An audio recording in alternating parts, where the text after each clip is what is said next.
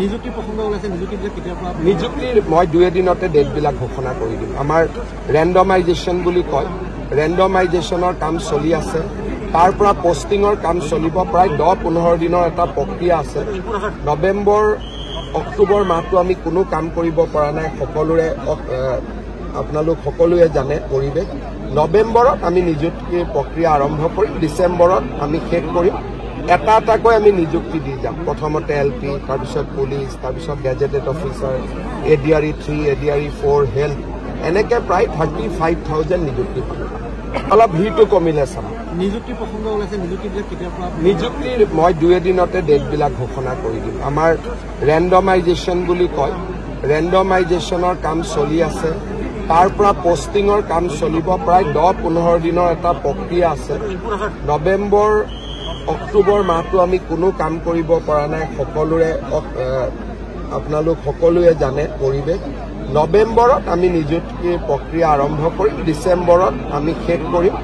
এটা এটাকৈ আমি নিযুক্তি দি যাম প্ৰথমতে এলপি তাৰপিছত পুলিচ তাৰপিছত gazetted officer ADRE 3 ADRE 4 health এনেকৈ প্ৰায় 35,000 নিযুক্তি মুখ্যমন্ত্ৰীয়ে যিমান কৰিব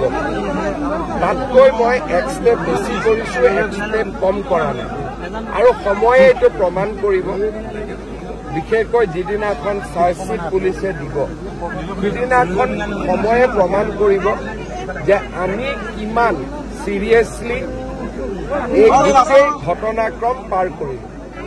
গতিকে মই ভাবোঁ এটা মাহৰ অপেক্ষা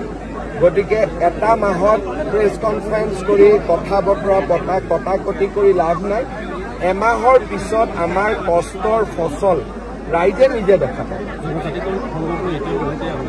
মই ভাবোঁ যে সেই দিশতো আমি বহুতখিনি সমাধানৰ দিশত লৈ যাব পাৰিম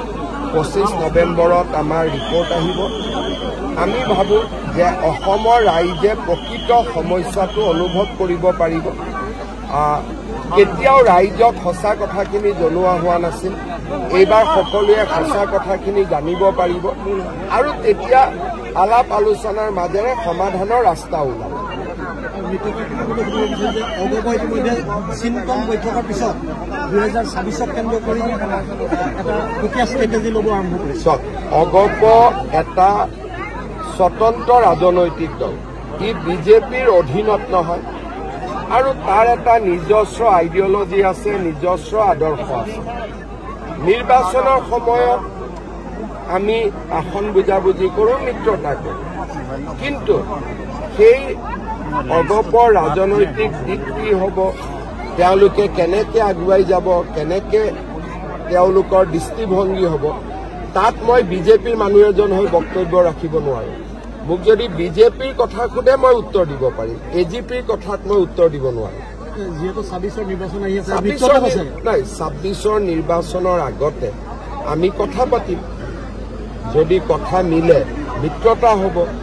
যদি কথা নিমিলে আমি আকৌ অলপ আলোচনা কৰিব লাগিব গতিকে এতিয়ালৈকে 26ৰ কথা আমি কোনেও পতা নাই জানুৱাৰী মাহত পাতিম হ'ব নিযুক্তি প্ৰসংগ ওলাই আছে আমি অলপ ভিৰটো কমিলে চাম নিযুক্তি প্ৰসংগ ওলাইছে নিযুক্তিবিলাক কেতিয়াৰ পৰা নিযুক্তিৰ মই 2 দিনতে ডেটবিলাক ঘোষণা কৰি দিম আমাৰ ৰেণ্ডমাইজেশ্যন বুলি কয় ৰেণ্ডমাইজেশ্যনৰ কাম চলি আছে তাৰ পৰা পোষ্টিঙৰ কাম চলিব প্ৰায় 10-15 দিনৰ এটা প্ৰক্ৰিয়া আছে নৱেম্বৰ অক্টোবৰ মাহটো আমি কোনো কাম কৰিব পৰা নাই সকলোৰে আপোনালোক সকলোৱে জানে পৰিৱেশ নৱেম্বৰত আমি নিযুক্তিৰ প্ৰক্ৰিয়া আৰম্ভ কৰিম ডিচেম্বৰত আমি শেষ কৰিম এটা এটাকৈ আমি নিযুক্তি দি যাম প্ৰথমতে এলপি তাৰপিছত পুলিচ তাৰপিছত gazetted officer ADRE 3 ADRE 4 health এনে